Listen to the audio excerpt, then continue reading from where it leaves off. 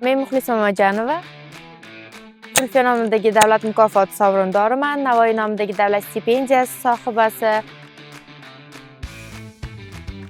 El-yurtim milliy stipendiyasi sifatida dunyoning top 100 talik ro'yxatdan o'rin olgan Buyuk Britaniyaning Glasgow universiteti siyosat va xalqaro munosabatlar yo'nalishida magistratura bosqichini tamomladim va bugungi kunda O'zbekiston Respublikasi Maktabgacha maktab ta'lim vazirligi Xalqaro aloqalar boshqarmasi mas'ul xodimi sifatida faoliyatimni davom ettirib kelmoqdaman. Professional faoliyatim bilan birgalikda ilmiy faoliyatimni Yangi O'zbekiston universitetida PhD mustaqil tadqiqotchisi sifatida ham olib bormoqdaman.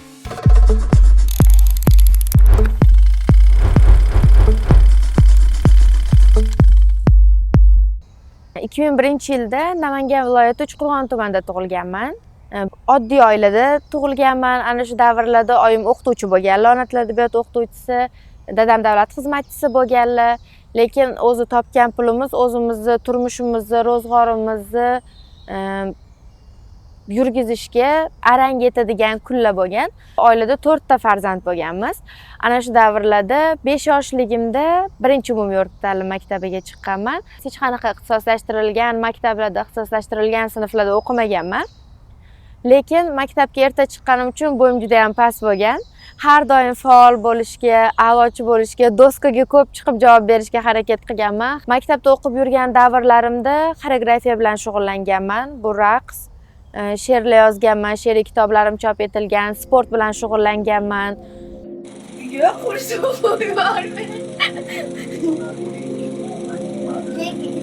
Sizda o'rganib men mashina o'ynayman. Yo'q, kechiramiz ekansiz meni.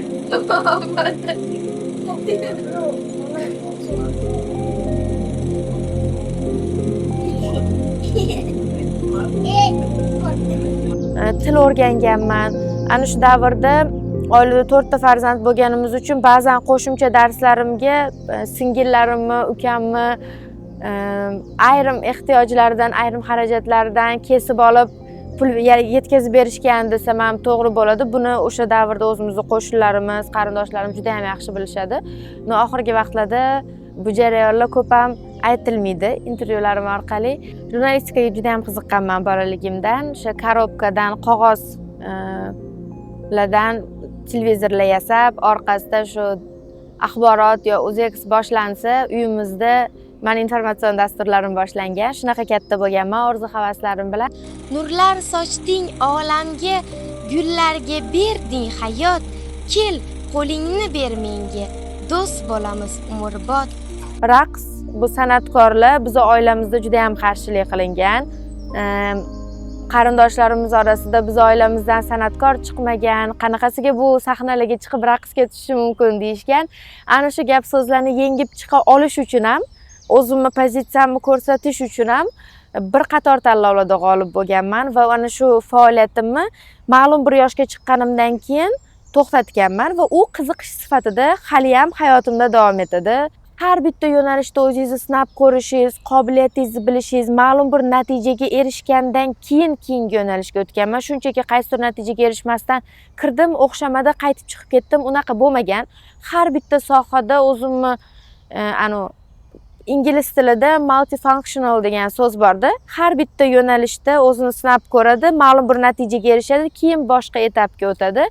Har bir yo'nalishda o'zimni sinab ko'rganman va yo'nalishim jamoatchilik bilan aloqalar sifatida jurnalistika universitetiga olib kelgan.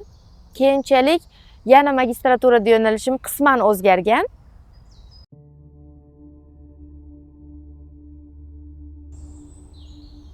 O'zim vodiyda katta bo'lgan qiz sifatida mani boshqa hududlarda qanaqa bilmayman, bilmagan hududlarim haqida fikr bildirishni xohlamayman, lekin vodiyda katta bo'lgan qizlar aynan bu jumla orqasida nima turganini juda ham yaxshi his qilishadi, chunki bizda o'ziga xos stereotiplar deb yuqorida bejizga ta'kidlamadim. Bizda qiz bolani tug'ilishidan juda ham katta missiyasi uy yumushlarini bajarish, chiroyli shirin ovqat qilishni o'rganish, chiroyli kelin salom qilishni bilish, o'qish. Bularni hammasidan keyingi darajada turadigan tushuncha sifatida qaraladi. Aksariyat oilalarda shunaqa. Bu yillar davomida o'zgarib kelyapti. Qizlarni o'qishiga investitsiya kiritish boshqa, lekin hattoki birinchi yili xorijga grant yutganimni eslayman. Malayziya davlati bo'lgan, karantindan oldin.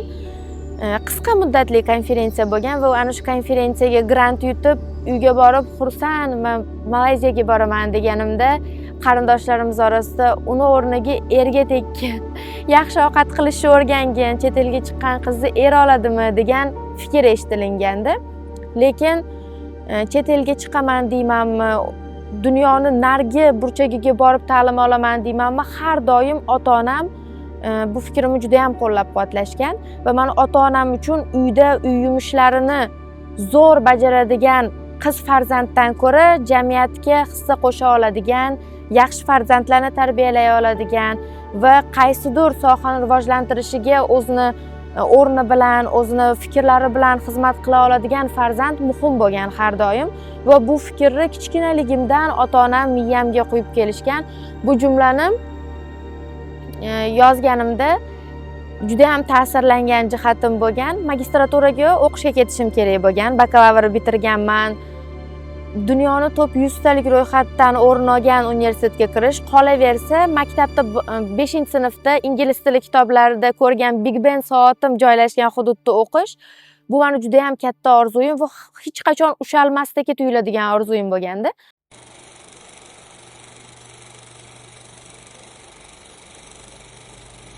Universitetga invitation letter olganman, qabul xati va taklif xati kelgan vizaga topshirishim uchun va juda ham qo'rqqanman. Depozit summasi qo'yish kerak bo'lgan va u 1 yildan oshiqroq muddat davom etadigan o'qish bo'lgan.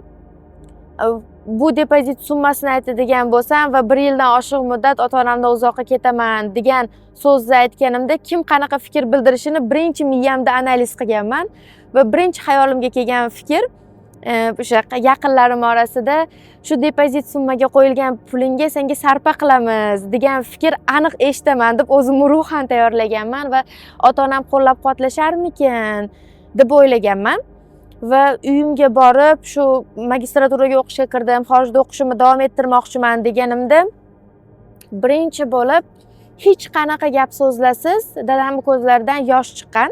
Chunki dadam o'zlari maktabda o'qib yurgan davrlarda moliyaviy holatlari tufayli 110 ming so'm deb aytib beradilar. Ana shu 110 ming so'm pullari bo'lganda Amerikaga o'qishga qabul qilinganlar, lekin moliyaviy holat tufayli chiqib keta olmaganlar xorijga. O'zim onamda ham xuddi shunaqa holat bo'lgan va ularni ushalmas orzulari ekanligini o'zim o'qishga qabul qilinganimda bilganman. Shu kungacha bilmaganman.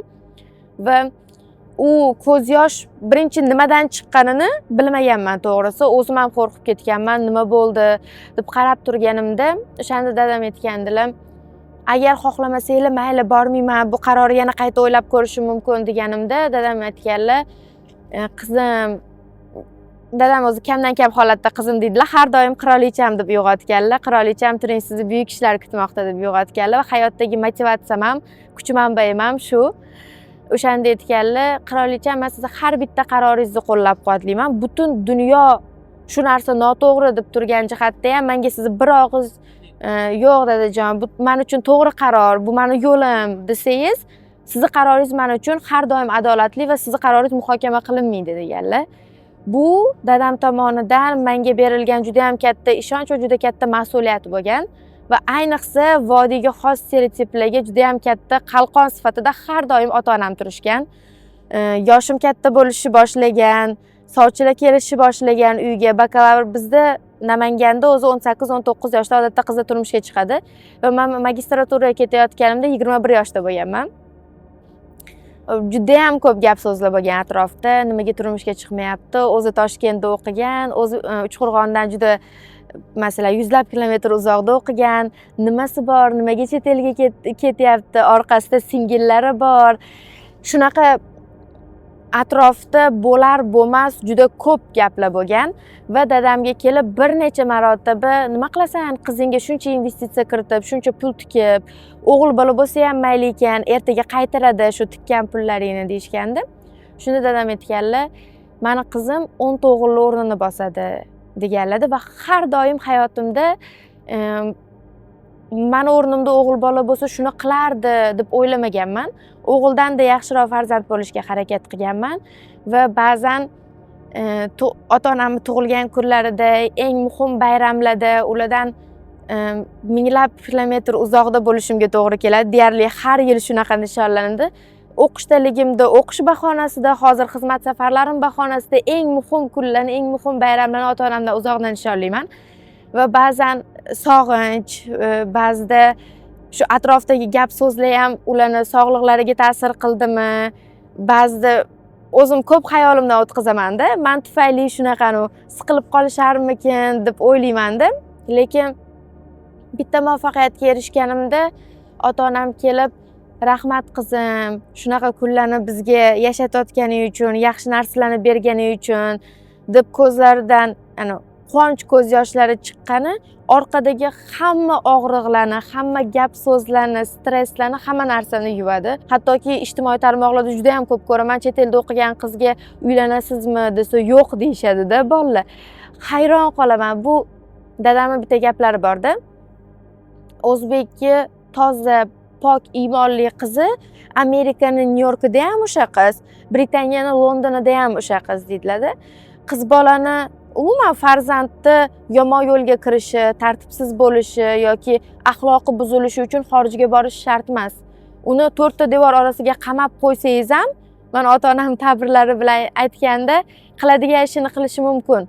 Lekin ishonch bir tomondan juda katta mas'uliyat va uni tushungan odam har doim mas'uliyatni oqlash uchun harakat qiladi. Men xohlardim jamiyatimizda qiziga ko'proq ishonch bildiradigan, uni qo'llab-quvvatlaydigan, har bitta qarorida orqasida o'zini dadasi turganini, o'zini akasi, turmush o'rtog'i turganini his qiladigan qizlar va ayollar ko'payishini. Bu hayotda har qanaqa mukofotdan ham ortiqroq mukofot va ortiqroq ishonch deb hisoblayman. Assalomu alaykum hurmatli prezident. Taklifim shundan iboratki, kuni kecha shaxsan o'zingiz farmon qabul qilgan ekansiz, El-yurt umidi jamg'armasi faoliyatini takomillashtirish bo'yicha. Aynan shu farmonga asoslanib, Public Relations yo'nalishida universitetimizda tahsil olayotgan iqtidorli talabalar tanlov asosida saralanib olinsa-da, ushbu yo'nalishda o'zining muvaffaqiyatli tajribalariga ega bo'lgan davlatlarimiz bor. Amerika, Rossiya, Germaniya, Buyuk Britaniya kabi. Ana shu davlatlarda maxsus stajirovka o'tab qaytsak va biz yoshlar u yerda o'rgangan tajribalarimiz yurtimizga qaytganimizdan keyin birdaniga emas, xuddi o'zingiz aytganingizdek bosqichma-bosqich mentalitetimizga moslab amaliyotga tatbiq qilgan bo'lardik. Birdamiga bo'lib ketsa bo'lmaydi-da. Ertaga ko'rgani bizda ham bo'lib ketsa, voy, biz hali oyoqqa turishimiz kerak. Shuning uchun bu birinchi taklifingizda darrov mana sizni hozir siz bilan uchrashadi akademiyamizning rektori. Takliflaringizni agar bersangiz spiskani, shular munosib deb albatta biz ham izlaymiz. Birinchi marta davlatimiz rahbari bilan 2021-yili uchrashganman. Davlatimiz rahbari tribunadan turib, bugun suv haqida, gaz, svet muammolari haqida gaplashdik. Bu yerda yoshlar o'tirishibdi. Bugun shu mavzularni gaplashmasak ham bo'lmasdi, lekin yoshlarni eshitmasam bo'lmaydi.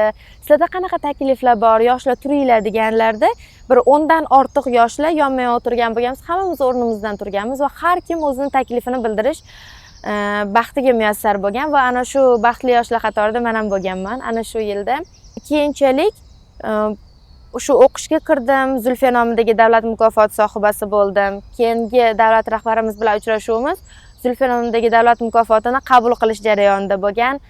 Ana shunda ham universitetda hali bakalavr bosqichida o'qirdim. Shunda davlatimiz rahbari sizdan juda ham katta ishonchlarim, umidlarim, bu universitet talabalaridan ishonchim katta. Bejizga tashkil qilmaganmiz bu universitetni.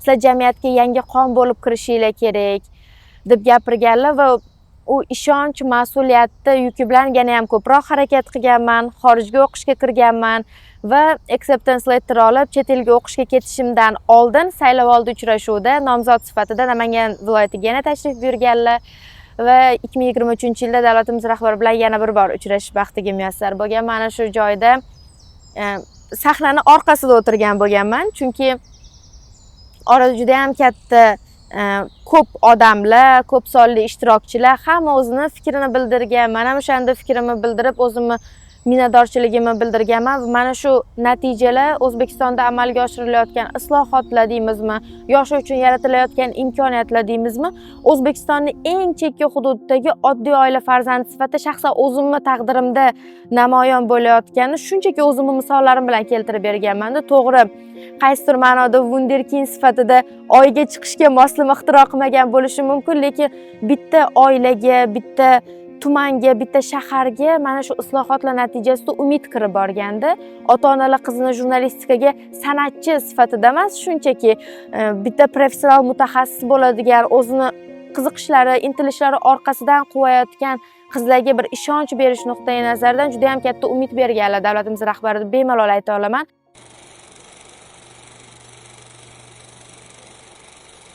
Bakalavrda o'qib yurgan davrlarimda til o'rganishga juda ham qattiq harakat qilganman. Keyin xorijiy bir qator sertifikatlarni olishni boshlaganman, xorijiy dasturlarda qatnashishni boshlaganman va baribir shu bolalikdagi Big Ben orzusi turgan va juda ham ko'p ustuvorligim Buyuk Britaniya universitetlariga topshirishga bo'lgan.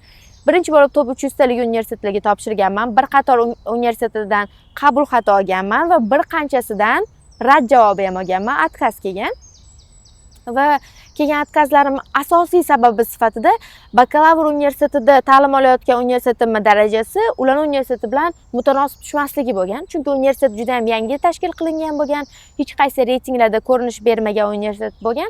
Hech qanaqa shaxsiy ko'nikmalaringiz, siz shaxsiy qobiliyatlaringiz bilan bog'lanmaganda отказ xatda javobi. Va keyin top 100 talik universitetga hech qachon topshira olmasam kerak, chunki 300 talikda отказ olib turibman, qanaqasiga top 100 mani qabul qilishi mumkin deb o'ylaganman. Lekin o'shanda atrofimda yaqin insonlarim bo'lishgan, ustozlarim, akam, top 100 talik universitetga topshirishing kerak, chunki unda ko'proq urg'u seni shaxsiy skilllaringga, shaxsiy qobiliyatlaringga beriladi deb qaysidir ma'noda majburlashgan ham. Keyin top 100 talik universitetlarga hujjat topshirishni boshlaganman. 20 ga yaqin universitetlardan, top 100 universitetlardan qabul xati olganimsa, birorta top 100 talik universitetdan отказ olmaganman. Eng hayratlanarlisi ham shunda. Va ularning orasidan top 100 talik universitetlarda sizni GPA'ingiz, universitetingizni reytingi yoki uni nufuzi, IELTS sertifikatingiz bularga ahamiyat qilinmaydi. Ular eng minimum ko'rsatkich. Shunchaki siz tilni bilasiz, o'qiysiz, aqlingiz bor, bilimingiz joyida, lekin sizni qabul qilinishingiz, scholarship yutishingiz sizni o'ziga xos qobiliyatlaringizga qaratiladi. Va recommendation letterlarimda, personal statementlarimda o'zimni amaliyotimni va portfolioyimni, bagajimni orqadagini juda ham yaxshi ochib berishga harakat qilganman.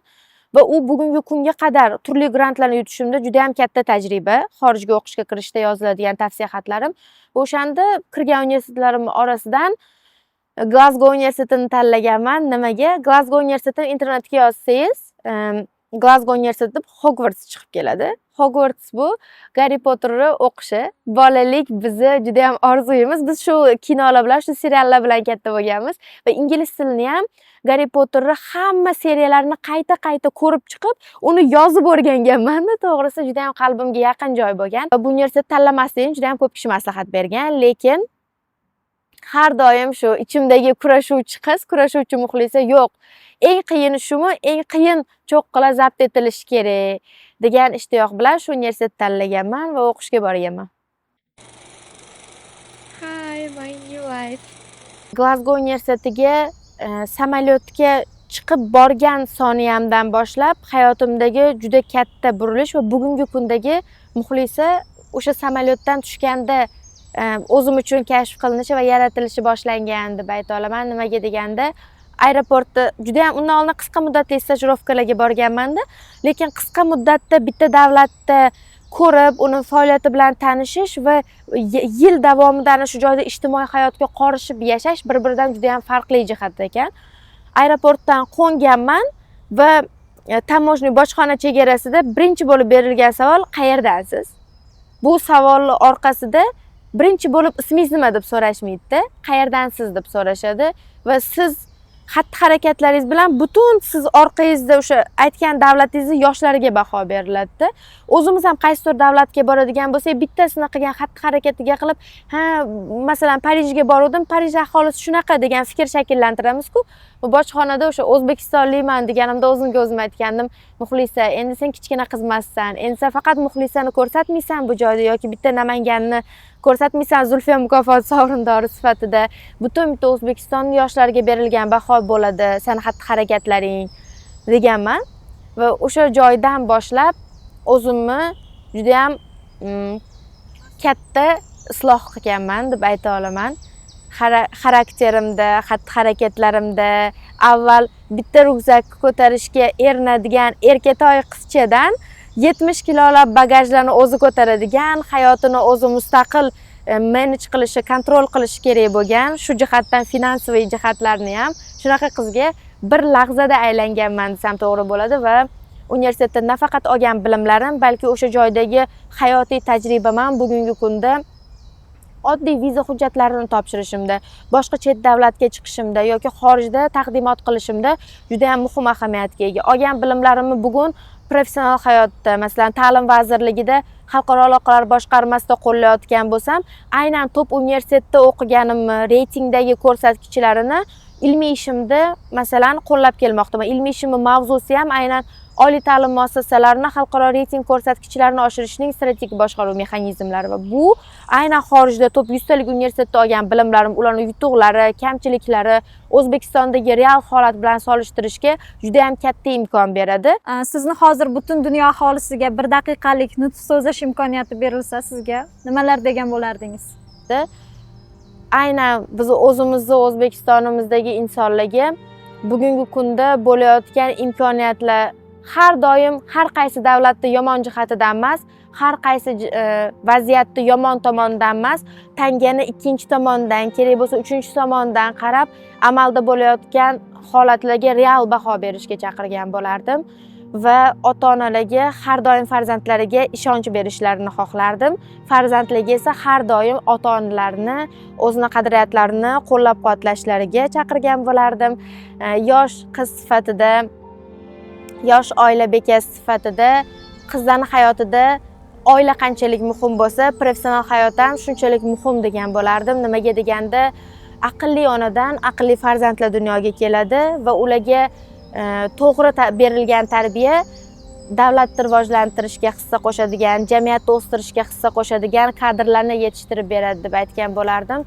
Bugun umuman dunyoda, umuman O'zbekistonda amalga oshmaydigan orzuni o'zi yo'q. Bu uchun faqat orzu qilish kerak, orzuni maqsadga, maqsad yo'lida rejalar qo'yish kerak va bu uchun orqaga chekinmasdan harakat qilish kerak. Hayotda impossible narsani o'zi yo'q, hattoki imkonsiz so'zini o'zida ham imkon bor. Hech qachon orqaga chekinmaslik va har doim inson o'zini eng yaxshisiga va eng oldi qatorlarga munosib ko'rish kerak deb hisoblagan bo'lardim.